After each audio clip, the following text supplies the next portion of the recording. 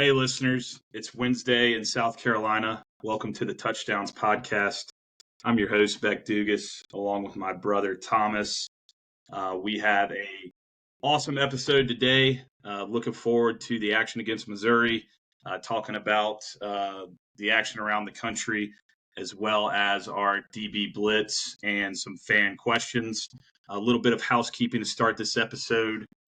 Please go like and subscribe on whatever platform you're listening to or watching us on. This podcast is released on Spotify and Apple Podcasts. We are also releasing video on YouTube, so please go like and subscribe on whatever platform you prefer. We really appreciate everyone listening and everyone who likes and subscribes. It helps us reach new listeners, and looking forward to building and growing this thing. We also have social. Thomas is the man behind the socials. Touchdowns 5 points on Twitter and Instagram. Please go follow us on those platforms as well for interweek trolling and just still a lot of Gamecock football talk and Thomas likes to have fun on the Twitter. As far as the Twitter goes and the marquee and the NIL stuff, Thomas, can you tell us a little bit about that just quickly for the listeners to understand what's going on with what you're doing at the bar? Yeah, so basically it's something that I started when I was in charge of the Cotton Gin with that marquee, and I was in charge of the social media there. But essentially I shout the high school recruits out that South Carolina is interested in. I have been, cited in multiple articles where they recap their official visit weekends, and they said that being on the marquee was a cool, unique part of their experience that, South Carolina offers that other schools do not.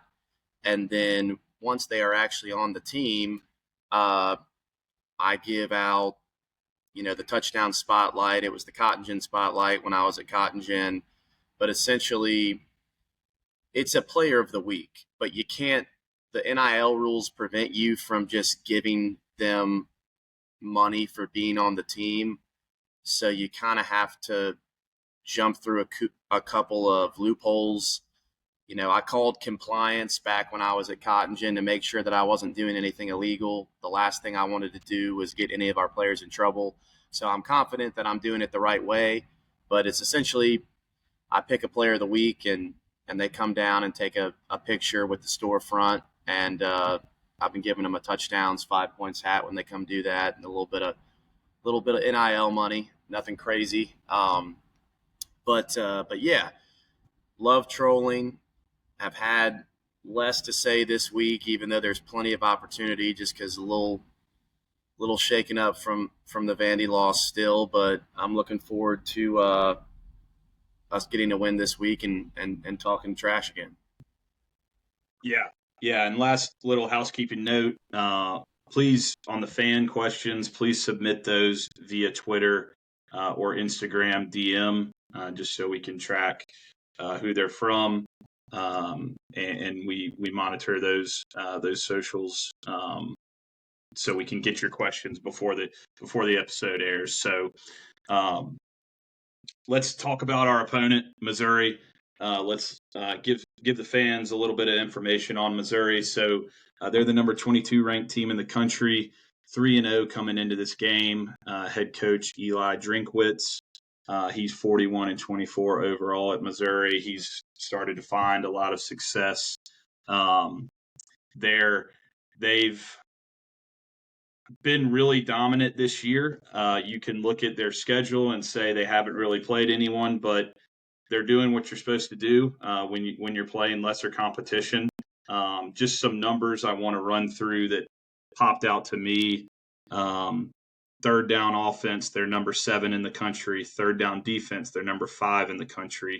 Scoring offense, they're number 8 in the country. They're top 15 in all defensive and offensive efficiency statistics, not in rush defense efficiency, but in rush offense, pass offense, and pass defense. They're top 15, number 11 in explosive plays on offense, and number 8 in explosive plays allowed on defense. So this is a really good team. This isn't going to be easy by any means. A couple key players to highlight: Bo Pribula. He's a transfer from Penn State. He kind of played the Tebow role at Penn State, and he saw some game action his first 2 years there. More of a situational package runner type in those instances.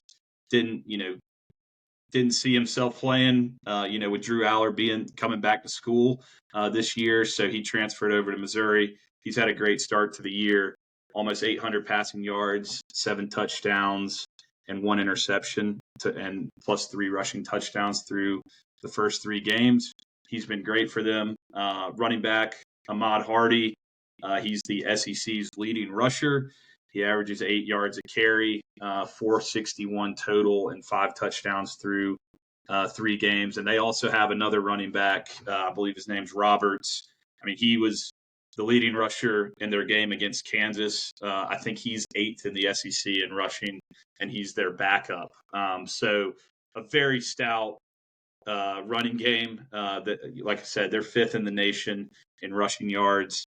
A couple guys on defense, both transfers, by the way. Josiah Trotter at linebacker. He's a guy to watch. And then their edge, Damon Wilson, the second. He transferred over from Georgia, and he's leading the team in sacks. So this is a very good team. Make no mistakes about it. They have a lot of good players. They've played well to start the season. Granted, yes, a little bit lower competition in games 1 and 3. They played Kansas in between that, who I believe is a solid team. They have a good quarterback, and actually that was a pretty tightly contested game until Missouri popped a touchdown at the end and ended up winning by 11. But what are you thinking on this game, Thomas? What are your thoughts on Missouri? Let's hear what you're thinking when it comes to this game. Yeah, so I was actually prepared to give out the warning signal to Carolina fans, assuming that we were going to be 3-0 coming into this game. I was ready to tell people that we need to not be overlooking Missouri. I don't think that anyone is going to be overlooking Missouri after what happened last week, the team included. But in the off season, I heard a couple of my buddies when we were talking about the front half of the schedule, kind of downplaying them just because of how much they lost. They did lose Brady Cook. They lost their leading rusher from last year, Luther Burden. But the thing about Missouri that I don't think many people know is they are very low key. They're one of the bigger players in NIL. And I think some of their state legislature gives them some options that not everyone else in the SEC has. But like you said, a lot of these, the 4 players that you highlighted, 2 on offense, 2 on defense, were all portal guys. And I don't think that Damon Wilson, the edge rusher from Georgia, is necessarily someone that Georgia was happy to lose. I think that Missouri was able to lure him away by giving him a very attractive offer. So, they're always going to be solid.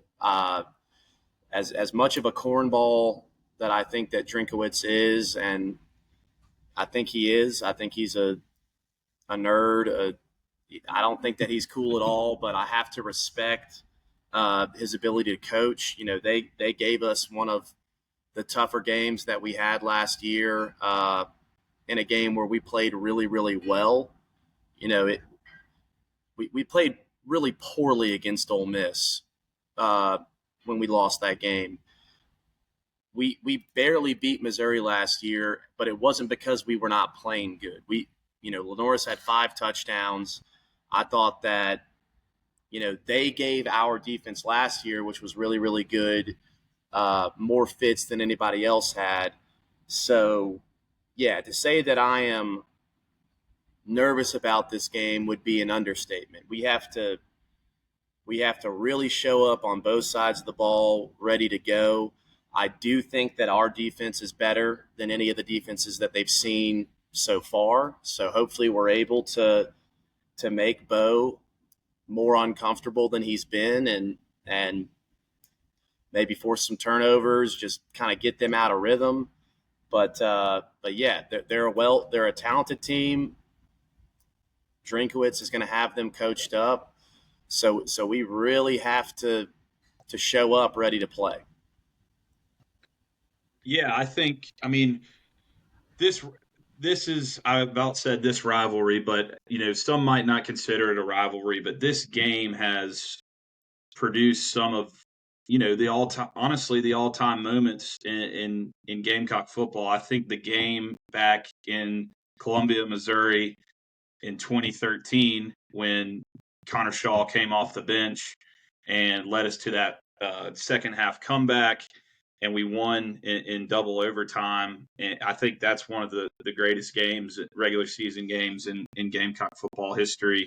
You look at last year's game, Rocket Sanders, the earthquake that was caused by that touchdown at Willie B, and just the absolute madness. I was in New Orleans at the sports book watching that game, and there was about 20 Missouri guys sitting right beside us. And safe to say that was fun following that Rocket Sanders touchdown after they were chirping pretty loud when Luther Burden caught the touchdown with a minute left. But even the rain game, the monsoon game, Scarnecchia, one of the most fun games that I've been to at Williams-Brice. The delay, and it's pouring. The game was so back and forth. A lot of touchdowns, a lot of points, and then we win it with the last second field goal. So a lot of excitement in this matchup over the years since they've joined the SEC. I mean, I think our best team that year, we won with Connor Shaw on the comeback, 2013. That might have been the best team in Gamecock history. We didn't make the SEC championship because Missouri found a way to fricking go 7-1. That we were the only team that beat them that season in the regular season. And then they eventually lost to the miracle Auburn team in the SEC championship, but won the Cotton Bowl. So there's been some great matchups in this one. I almost was like, what if Luke Doty starts and we're losing in the first half, and then Lenoris comes in, and it's reminiscent of that Connor Shaw Dillon game. But I think Lenoris is going to play. Reports out of practice are that he was participating. It seems to be that there was a concussion. There was a reason for him to sit out.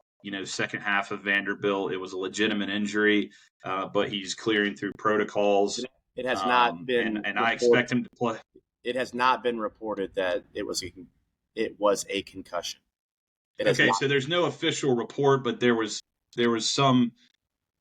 Okay, so no official report, but the gist of it is, it sounds like he's going to play. So. And the line movement would support that as well.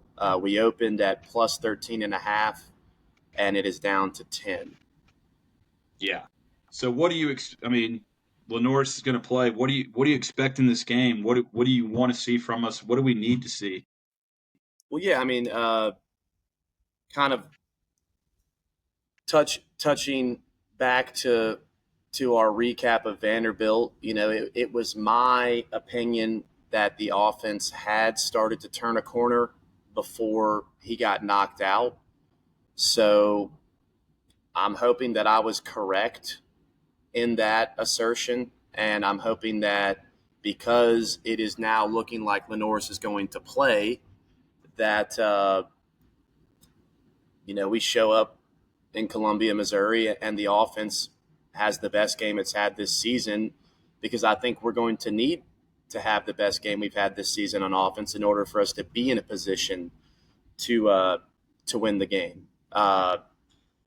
And that kind of touches on a couple of our listener questions. So I just want to read these out and we can kind of tie that in. So, Karen, class of 2021, is Shula or Lenoris to blame for his underwhelming performance as a passer so far? I would still say it's too early to tell. But if Lenoris is healthy for Missouri and he plays the whole game and the offense is still floundering and he still looks uncomfortable and not impressive, Curran,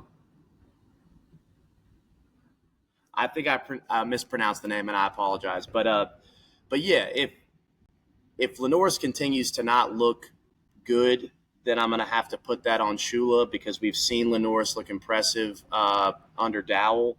So, but for now, I still think it's too early to tell.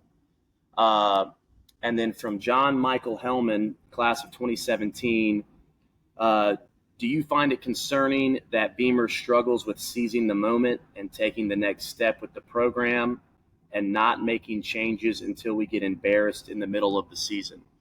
Well, Beck may feel differently about this. I'm still giving Beamer a pass on this loss due to Lenoris' injury. Had Lenoris played the whole game and we lost in embarrassing fashion the way that we did, then I would kind of give more consideration to Beamer struggling in the big moment.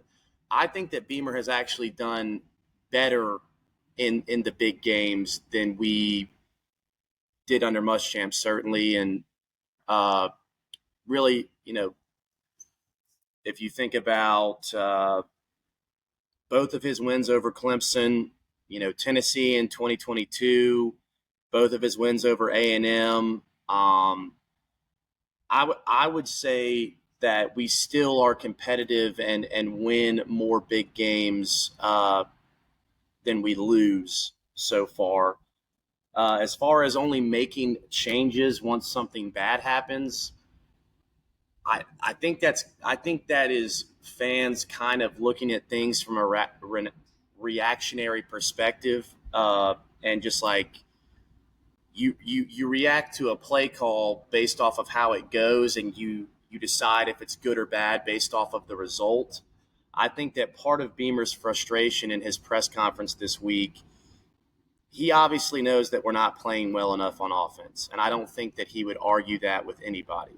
But, I do think that he believes that we have done enough things right in practice, and he has faith in Shula's plan that he's more so frustrated that, Lenoris got injured and we ended up losing a game, and what that means for the rest of our season, because I guess he does feel that we are very, very close to putting it all together on the field and being a very effective offense.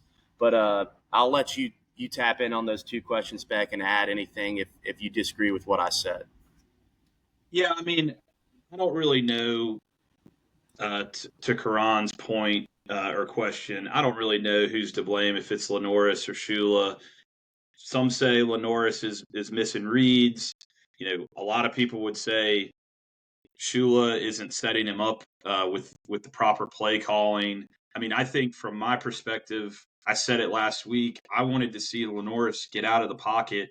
And what did we do on the first play? We got it. We rolled him out and he hit it, and he hit Dingle. And I'm like, can we not get the screen game going, get Lenoris out of the pocket? Honestly, I know he just had an injury to the head, so there might not be a lot of this in the game plan this week, but can we run him scripted? Like, he is an athletic freak. He needs to, I mean, Auburn didn't hold back with Cam Newton. I mean, even just look at what Vanderbilt's doing with Diego Pavia. Like, he's running the ball. He is their second leading rusher as far as attempts. Like, you give it to your main guy, Rasul. You spell him a little bit with Oscar, but Lenore's needs to be way more involved in the running game, in my opinion, and I think only that will improve the ability to get us some passes. Because if we can establish some run, get some first downs, like I said, use the screen game and set up those deep shots. Because Lenore's throws a beautiful deep ball. It's where he struggles is kind of the intermediate stuff. So I think we need to get him some easy reads, some easy throws, get him in a rhythm. But yeah, I don't know. I would say it's a combination of both, which is a cop-out answer. But to JM's question, I mean, I'm just going to flat out say this. I think this is the biggest game in the Beamer era to date. This is the biggest game. This is an inflection point for the program. You look at 2021, we're just happy to be there. We're coming off a fucking Muschamp. Like, it couldn't have gotten worse. We end up winning 7 games. We win a bowl game. I mean, this is awesome. Then you fast forward to 2022. We still have minimal expectations. I think we were, a little higher, obviously, than 2021. Then we come out. We don't play really well in the middle of the season. Then we beat the hell out of Tennessee and we beat Clemson on the road. But that was just awesome that it happened. We weren't expected to win those games. And then you look at 2023, we just didn't play well. There wasn't a lot of, I don't think there was a lot of buildup around our games. Last year, you look at maybe the Clemson game as a game that would be more important than this one, because we had a chance to win the playoff, albeit super slim. Plus, it's a rivalry game.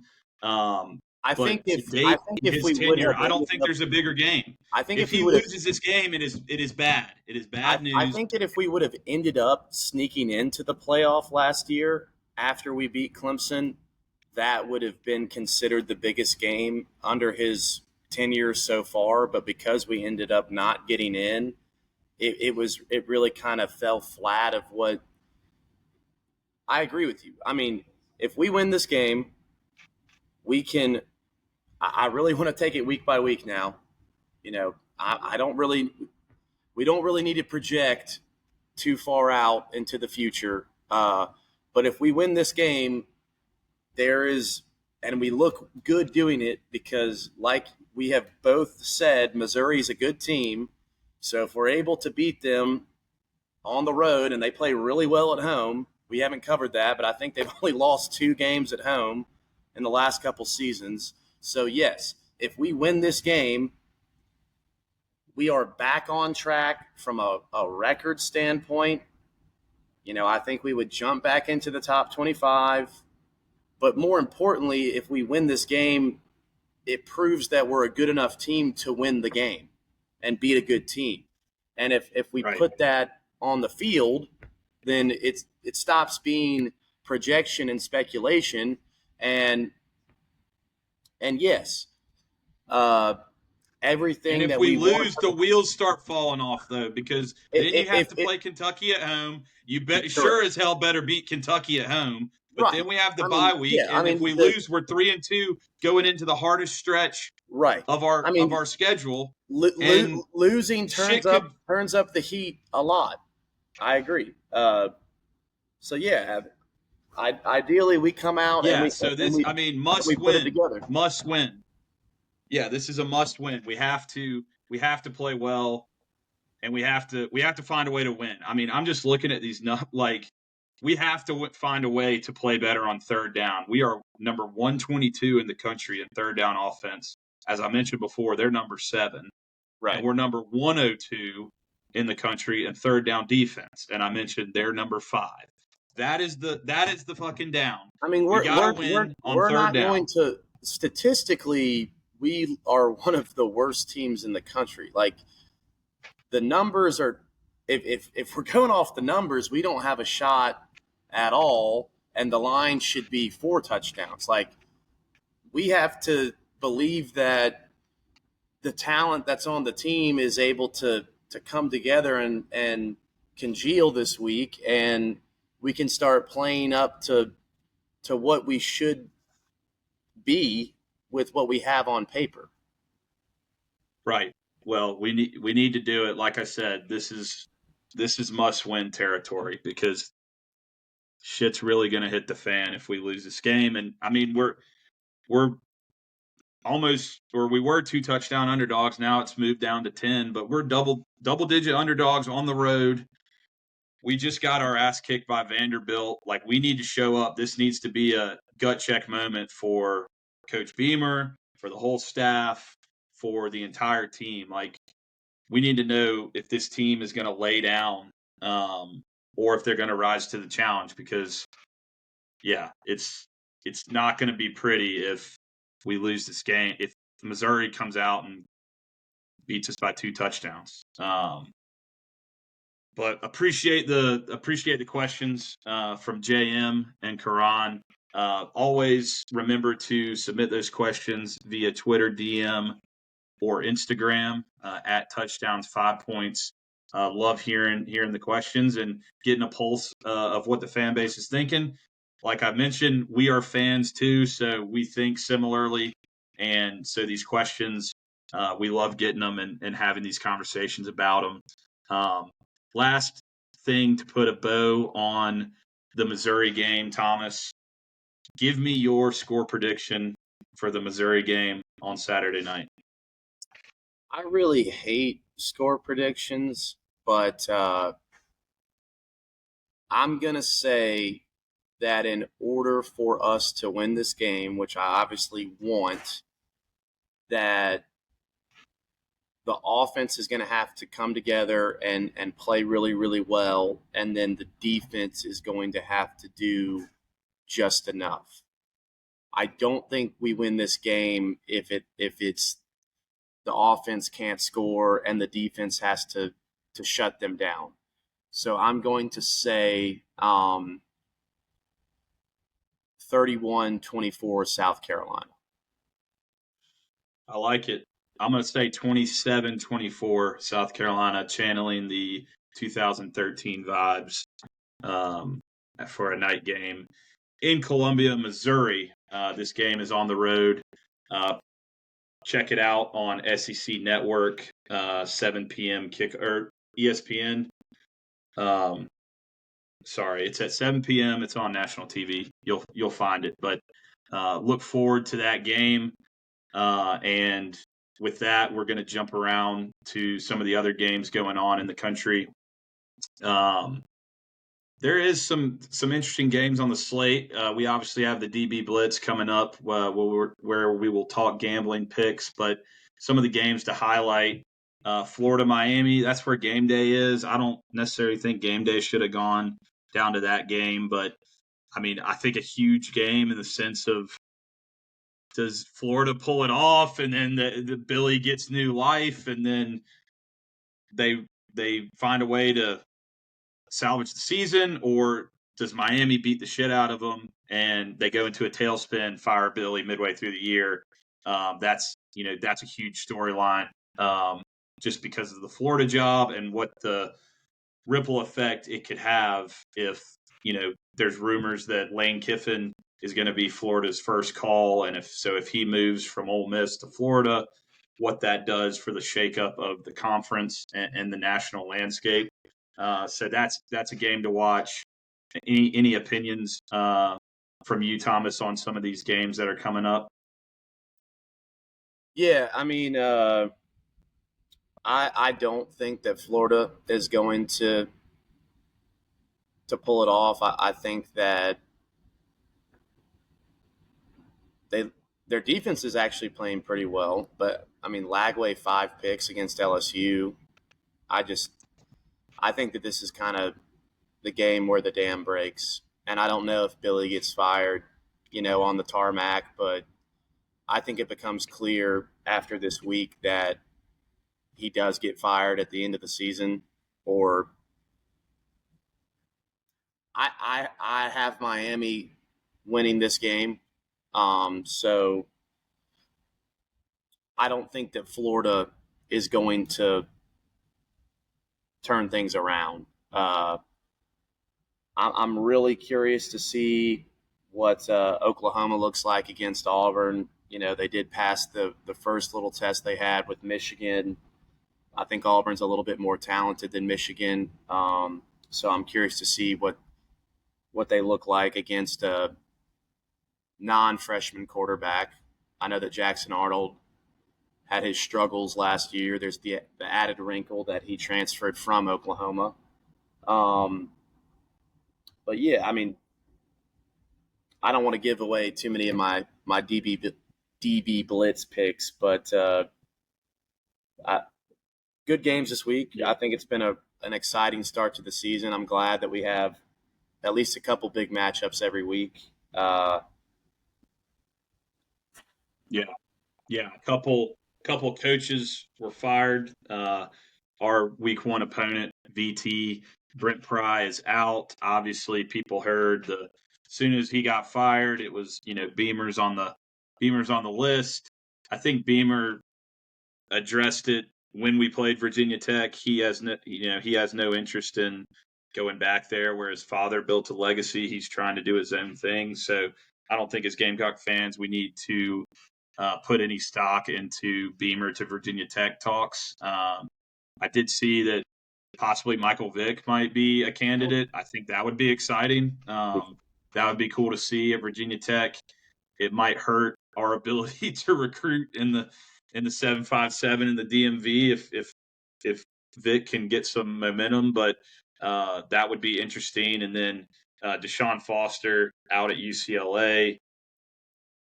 I don't know much. I know they got Nico, and now Joey Aguilar at Tennessee is balling out, and Nico sucks, and just a horrible situation. But I'm sure Deshaun Foster will find his way to a good staff, but I don't know that UCLA will revive much.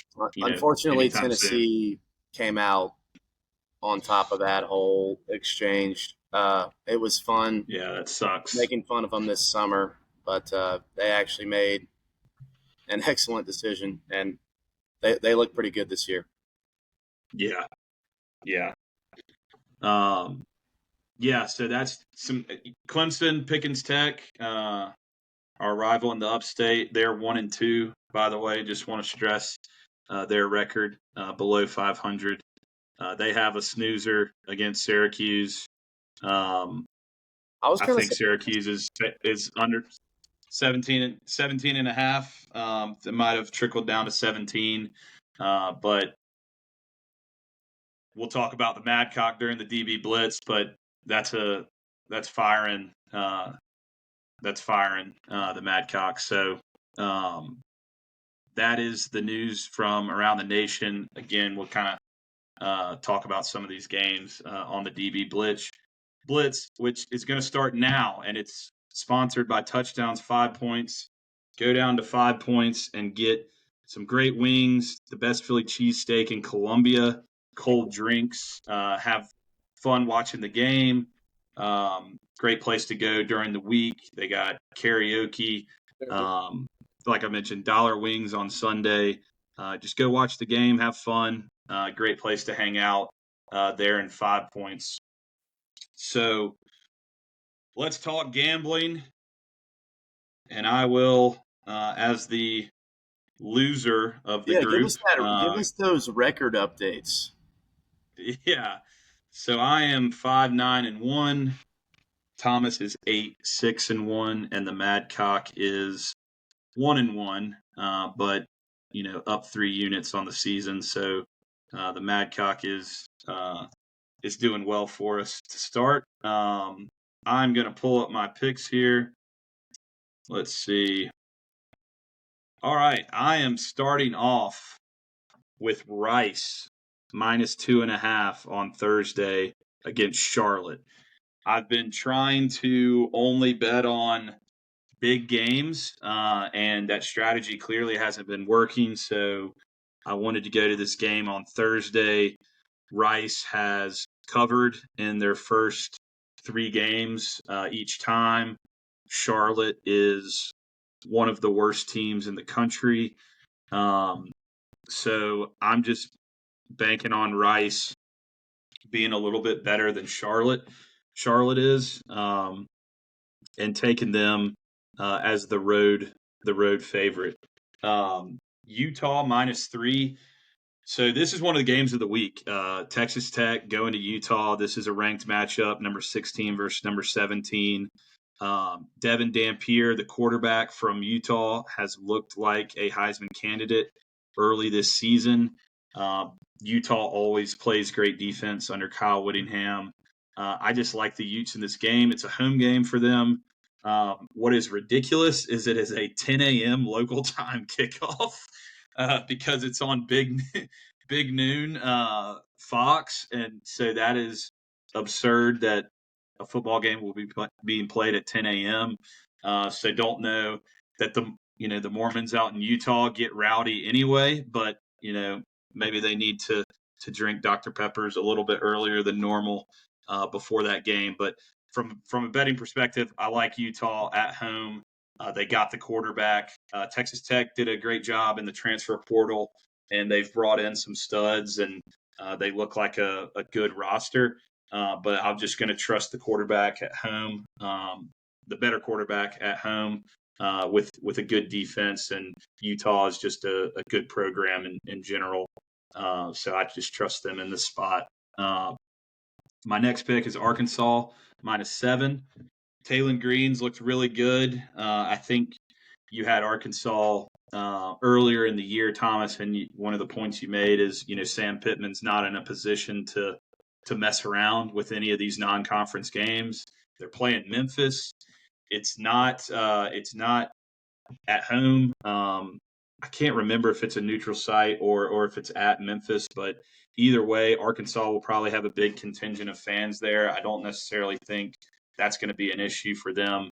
And like I said, their quarterback's playing great this year. So I'm going to ride with him. He can run the ball. He can throw the ball. And Sam Pittman, he has no room for error when it comes to non-conference games, and he needs to stack these wins, so he can keep his job. Illinois +5. This is another great game, ranked matchup. They're playing Indiana at Indiana. Indiana's been great under Kirk Cignetti at home.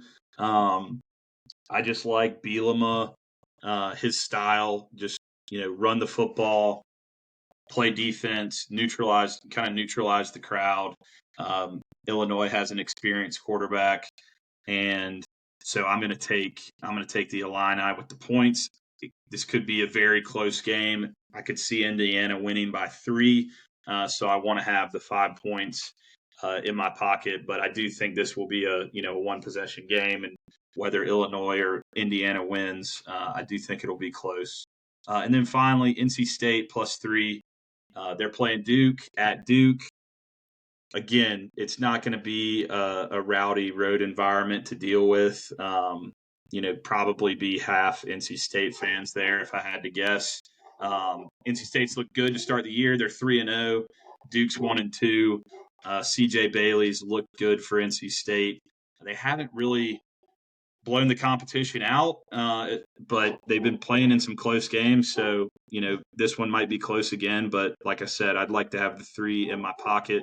But I think NC State's going to win this one outright. Did you not and they view this could make some noise. Did you not view that as a trap line? Like, why is NC State the dog at 3-0 and Duke is 1-2? Like, I looked at that game as well, and I was like, this is weird. Like, I don't like this. This line doesn't make sense to me. Well, sometimes they get it wrong. they aren't always right. Just like they had us -2.5, and they had us -7 on Monday of last week, and we lost by 24. They don't always get it right. So, but I just think NC State is gonna, I think they're gonna beat Duke outright. Duke, they obviously did some great things under Elko. He kind of built the program, but I think Duke, for now, is kind of getting back to being Duke and not necessarily a football school, always a basketball school. So I'm going to take the Wolfpack in that game. Fair enough. All right. I'm going to jump in. This week I have Michigan -2.5 against Nebraska. After Nebraska lost that game for me on Thursday night, I said that I would be fading them for the rest of the year, and I'm staying true to my word. I don't think they're good. I don't think Michigan's particularly good either, but I think in this style of game, Michigan is going to cover the 2.5. Then I have UCF -6.5 against North Carolina. I think people have kind of forgotten the clubbing that North Carolina received from TCU week one. They've been able to lick their wounds against a couple of they played Richmond and some other tiny school. Charlotte. They played Charlotte. Yeah, so that they who have I'm betting against this week. they have played literally nobody since they lost to TCU, and so I don't expect them to be able to beat a team with a pulse. So I will be fading them as well. I got us at +13.5. Like we stated earlier, that line is already down to 10. I would bet it at 10 as well. I was always expecting LaNorris to play this week. When I took this line, I was expecting him to play. It looks like he's going to play. And, I'm obviously hoping that we can win the game outright, but I took us at 13.5. I'm also on Arkansas -7, Beck. I echo everything that you said. Quarterback looks good. Sam Pittman can't mess around in the non-conference games. They did enough against Ole Miss to make me believe they can cover a touchdown against Memphis. And then I took Miami -7.5. I think this is where the dam breaks for Florida. Like I said, I don't know if Billy gets fired this week, but I don't think he will be the coach at Florida next year. Miami looks legit.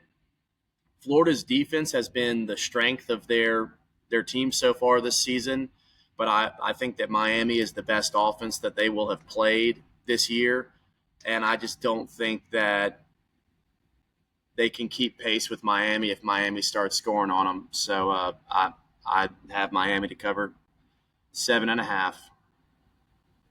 Love it. That so that is our 5 DB Blitz picks. Again, the Madcock this week. There's a couple different ways you can play it. You can, South Carolina's an underdog. Clemson's opponent's an underdog, so you can take the points with Q's and Carolina. That's going to give you +260. The way I bet the Madcock this week is South Carolina money line and Q's plus the points. So that gave me a +678 on the take. So that's how I'm betting it. Trusting the Gamecocks to get the win, and just needing Q's to get the cover against Pickens Tech. But you can take this with Q's money line as well, which Ross had up on the screen. Q's and Carolina money line is nearing up to 30-1. So maybe worth a sprinkle. Maybe put a tenth of a unit there, just to again root for a Carolina win and a Clemson loss. So Madcock, let's get some juice this week on the Madcock. So I need a 5-0 week as well on the DB Blitz. But again, the DB Blitz is sponsored by Touchdowns 5 Points. This is going to wrap this episode of the Touchdowns 5 Points podcast. Again, we appreciate everyone who listens, tunes in on YouTube, listens on Apple or Spotify. Please like, subscribe, send us a Twitter DM, Instagram DM. Let us know what you want to hear on the show. And as always, appreciate you listening. Go Cox. Go Cox.